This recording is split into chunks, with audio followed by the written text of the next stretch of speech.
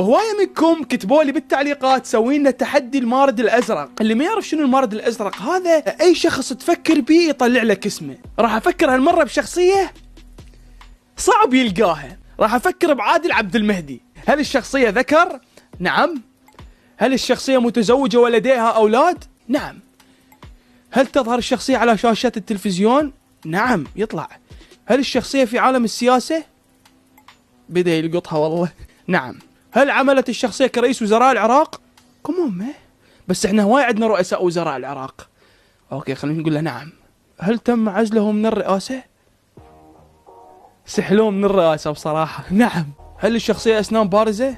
ما أتذكر. هو يضحك عادل عبد المهدي؟ سنونه مو كلش بارزة، مضمومة شباب. لا. هل قامت الشخصية بتوزيع العدس؟